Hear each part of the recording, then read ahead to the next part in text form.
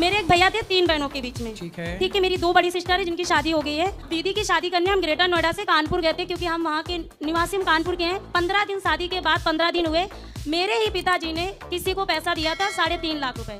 वो अपना पैसा मांगने के लिए भाई को भेजा कि बेटा आप उनके घर से पैसा ले आइए। उनको पैसा ना देना पड़े, मेरे भाई को खत्म कर दिया।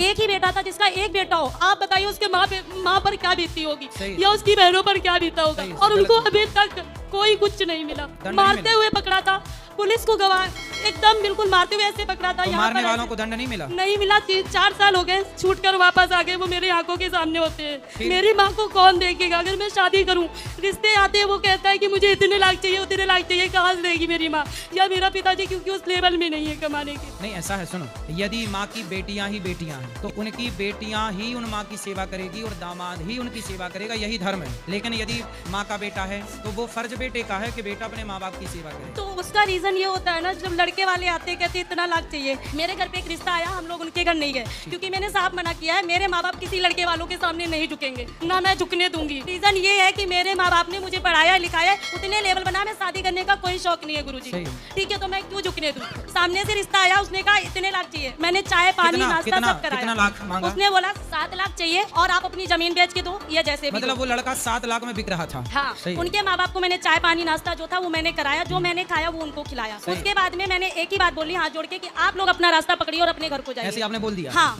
क्योंकि मुझे शादी करने का शौक नहीं है और ना मैं बेचने के लिए रेडी हूँ, ना मैं उसको बेचने के लिए रेडी हूँ। दूसरी चीज, मैं आपको 7 के 15 लाख दूंगी। उसका रीजन ये है कि मैं 1 गिलास पानी आपको नहीं दे पाऊंगी, क्योंकि मैं अपने माँ बाप को सिर्फ ऐसी होनी चाहिए, पहले ही बोल दे, सुन शादी कर, पानी नहीं दूंगी 1 गिलास। तो नहीं दे सकती ना। सही है, आप सही हो अपनी जगह। उनका कहना ये था कि मेरा बेटा पढ़ा लिखा है, जॉब करता है। मैंने कहा मेरे माँ बाप ने भी मुझे पढ़ाया लिखा है और मैं भी जॉब करती हूँ।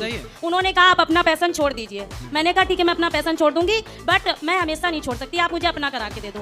दहेज नहीं मांगना चाहिए। मैं भी कथाओं में इस बात का सख्त विरोधी हूँ कि दहेज लेना देना दोनों गलत है। लड़की का पिता लड़की की माँ अपनी श्रद्धा से जो दे वो स्वीकार कर लेना चाहिए, पर डिमांड नहीं, मांगना नहीं कि नहीं जी हमें ये चाहिए। ये गलत। मांगे से मरना भला, मत मांगो कोई भीख, पर बिन मांगे मौती मिले, यह सदगुरु की सीख। तो आप शादी कब करोगी? नहीं, इच्छा नहीं है मेरी। क्यों? क्योंकि मुझे मेरे माँ बाप को देखने के लिए चाहिए कोई, जो कि नहीं है। गाइस, इस बहन ने बिल्कुल सही और राइट बात बोली है कि जो लड़का 7 लाख में बिकने के लिए तैयार हो, ऐसे लड़के से शादी नहीं करना चाहिए, जो कि बहुत ही अच्छी बात बताई है। दोस्तों, यकीन मानो समाज में ये शादी वाला रीति रिवाज खत्म होना चाहिए। गुरुजी ने भी बिल्कुल सही कहा कि वो लड़का इतने में बिकने वाला है, और जो आपने बोला वो भी सही कहा कि मैं 1 गिलास पानी भी नहीं दूंगी। गाइस, ऐसी लड़की हर एक घर में होनी चाहिए जो कि अपने माँ बाप की सेवा पानी कर सके और मुंह तोड़ जवाब दे सके। यकीन मानिए, बहन ने बहुत अच्छा काम किया। आप लोगों को क्या राय है हमें कमेंट बॉक्स में ज़रूर बताएं।